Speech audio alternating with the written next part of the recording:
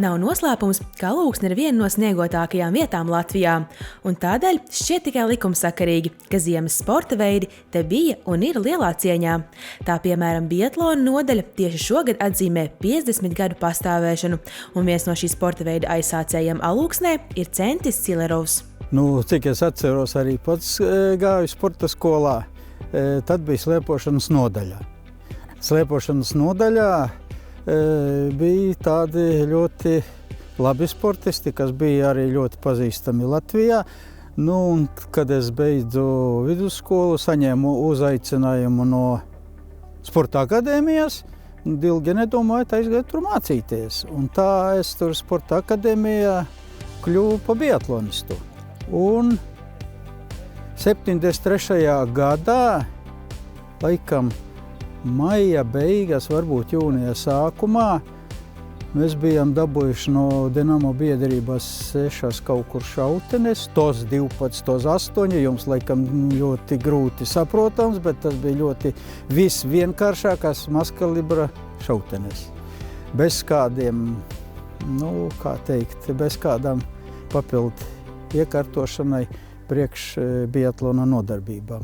Un tā mēs tajā 73. gadā kaut kur 10-12 puišiem kopā aizgājām un novadījām pirmo treniņu šaušanā. Tālāk jau vasara tika aizvadīta ar aktīvu treniņu procesu, un 1974. gadā dibināta biatlona nodaļa Alūksnē. Šīs slēpes vienas no pirmajām droši vien, kad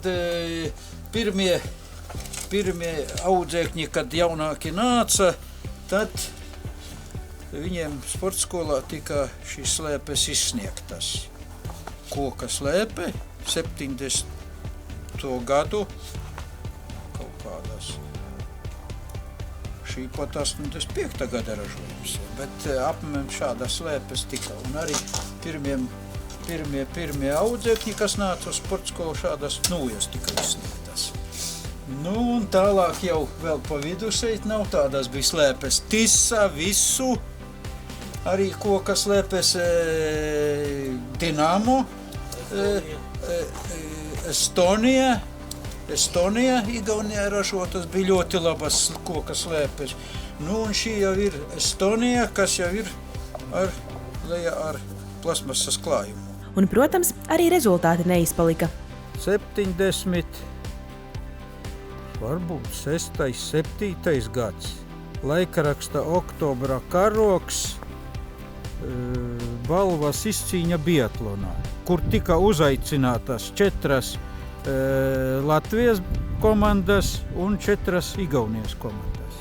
Un šajā pirmajā sacensībās mēs ieguvām šo kausu. Un tur tālāk, kas bija tajās bildēs? Tajās bildēs ir man liekas, ka tas varēja būt 74. gads. Vasaras treniņu nometne AP, šautuvē, Proftehniskas skolas šautuvē, notiek šaušanas treniņš pirmais biatlonistiem. Savukārt treniņu vieta tika izraudzīta ļoti rūpīgi, droša un reljefaina, un treniņu process te tiek aizvadīts vēl šodien sporta un atpūtas centra Mežnieki trasē. Kā galvenais biatlona treneris šobrīd tur darbojas Centa audzēknis Sergejs. Viņš ir arī medaļnieka Andreja Rastargujeva pirmais treneris, jo biatlonā izskolojas jau 3 paaudzes. Atnāk cits jau praktiski no bērnu dārzē parādās jau pēdējā gadiņa no audzēkņiem, cits no 1. klases, tā kā Andrejs. Bet kā kurš cits no 4. klases, katrs izdomā pats, vai vecāki izdomā atsūtīt pie manis, kā kuru reizi. Bet kopumā tā kā prieks, ka kāds atnāk, protams, ka mēs maz pulciņš esam, bet strādājam un strādāsim. Un iespējams, ka interese par šo sporta veidu nav tik liela kā par citiem, jo tās esot ļoti sarežģīts. Es uzskatu, ka ļoti grūts sporta veids un ir viņš ļoti vispusīgs. Mēs protam peldēt, mēs protam mairēt, mēs protam rollerēt, mēs skrienam krosas, piedalāmies tirnu bukos, visur, kur mēs tikai riteņbraukšana arī pastāv ļoti liela. Tā kā mēs ļoti vispusīgi, ļoti attīstīts sporta veids ir biatlons. Jāteic, ka Andreja Rastargujeva iegūtā sudraba medaļa radījusi pacelājošu noskaņojumu teju visiem alūksniešiem. Tie, kas bija sportistu sagaidīti uz lidostu, visi kā viens atzīst. Ja vilnis tev ir uzcēlis augšpusē, šo mirkli patiesi vajag izbaudīt. Ļoti labi sakrīt 3 dati.